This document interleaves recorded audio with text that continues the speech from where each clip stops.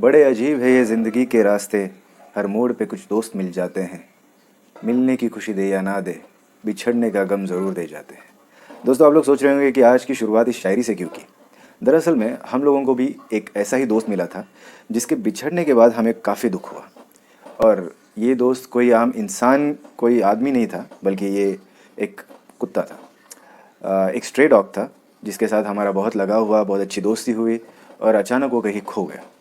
आज उसी की कहानी मैं आप लोगों को सुनाने जा रहा हूँ और इसका मुख्य किरदार जिसके बारे में मैं बता रहा था उसका नाम है छोटू। तो चलिए शुरू करते हैं आज की कहानी।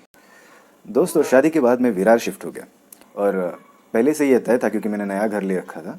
तो शादी के बाद जब हम लोग विरार शिफ्ट हुए तो मेरा ऐसा कोई खास एनिमल्स के साथ लगाव नहीं था।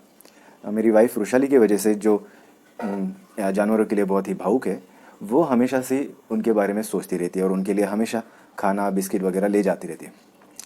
और एक दिन ऐसे ही जब मैं ऑफिस के लिए निकल रहा था और रिक्शा स्टैंड पर रिक्शा के लिए वेट कर रहा था तो मैंने कुछ पपीज़ के चिल्लाने की आवाज़ सुनी।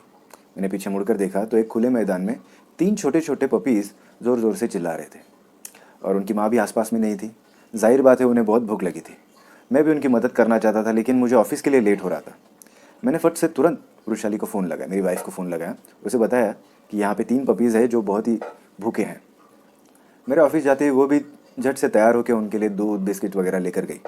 शाम को जब मैं घर लौटा तो उसने बताया कि वो पपीज़ इतने भूखे थे कि जैसे उनके सामने उसने दूध का कटोरा रखा वो तीनों उस दूध के कटोरे में डूब पड़े।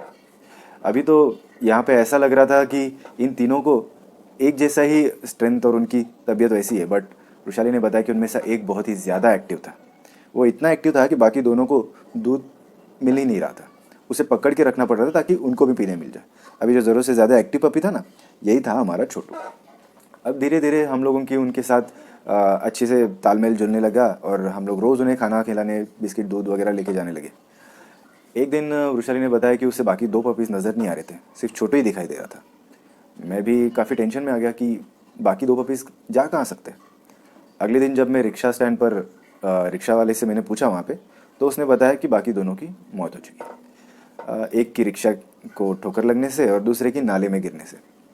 मुझे सुन के बहुत दुख हुआ। ये बात जब मैंने वृषाली को बताई तो वो भी बहुत ही टेंशन में आ गई। उसी शाम को हम लोग जब छोटू को मिलने गए, बेचारा अकेला ही बैठा हुआ था। उसके बारे में हम लोग, मतलब उसे बहुत ही दया आ रही थी उसके ऊपर। उसे खाना वाना खिलाने के बाद हम लोग घर लौट आए और पूरा वक्त उसी के बारे में सोचते रहे। एक दिन तो जब वृषाली उसे मिलने गई तो उसकी आवाज़ सुनते ही दौड़ के उसके पास आने वाला छोटू जगह पर बैठ के चिल्ला रहा था।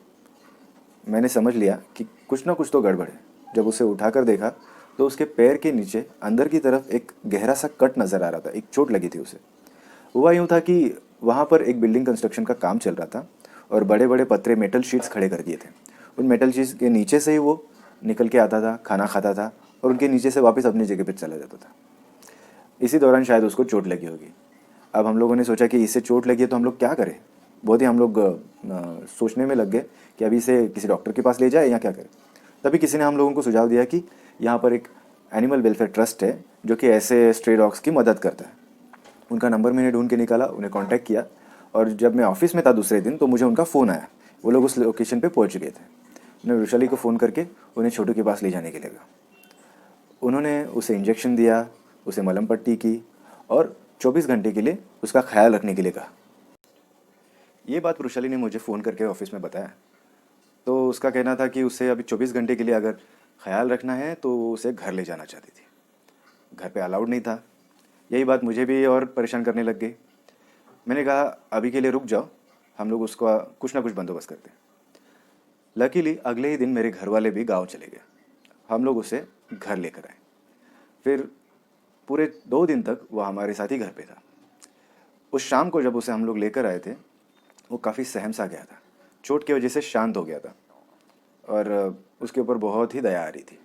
रात को जब हम लोग सोने गए तो मेरे दिमाग में पूरी तरह से उसके बारे में ही ये टेंशन चल रही थी।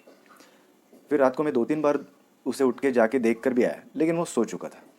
और जब सुबह 4 बजे उसकी आवाज़ सुनी वो सुबह उठकर चिल्लाने लगा।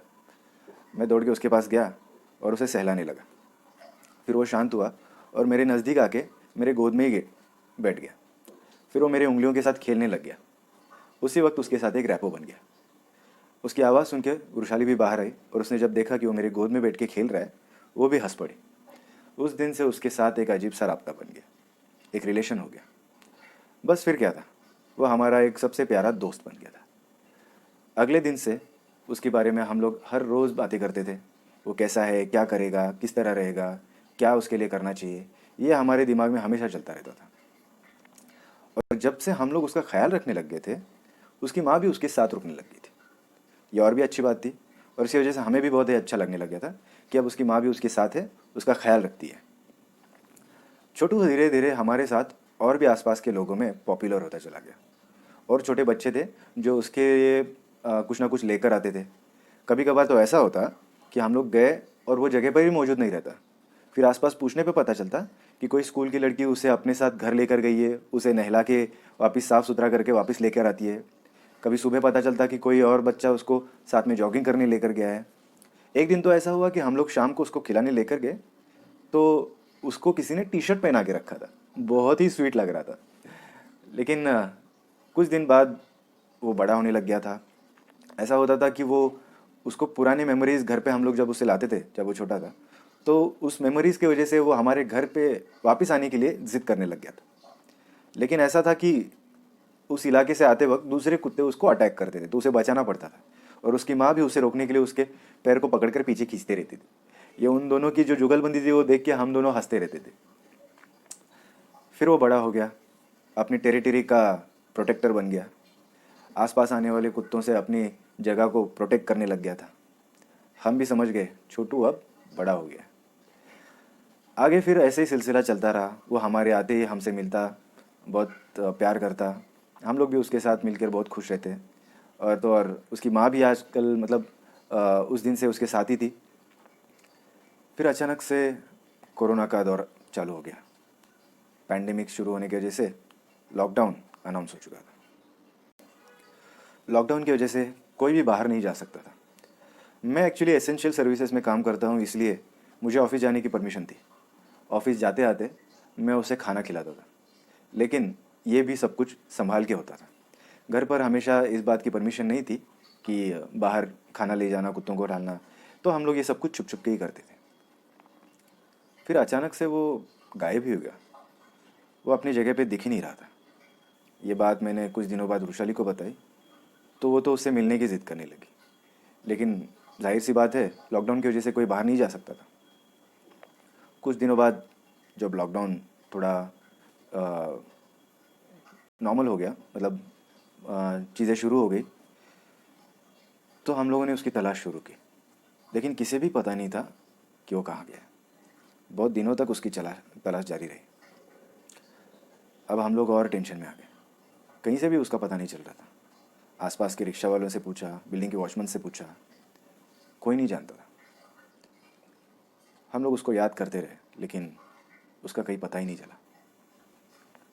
आई होप कि वो सेफ़ हो, क्योंकि आज तक उसके बारे में हमें कोई इन्फॉर्मेशन नहीं मिली। उसके जाने के बाद, उसके बिछड़ने के बाद हमें काफ़ी दुख हुआ। और दोस्तों, इसलिए मैंने इस वीडियो की शुरुआत उस शायरी से की थी।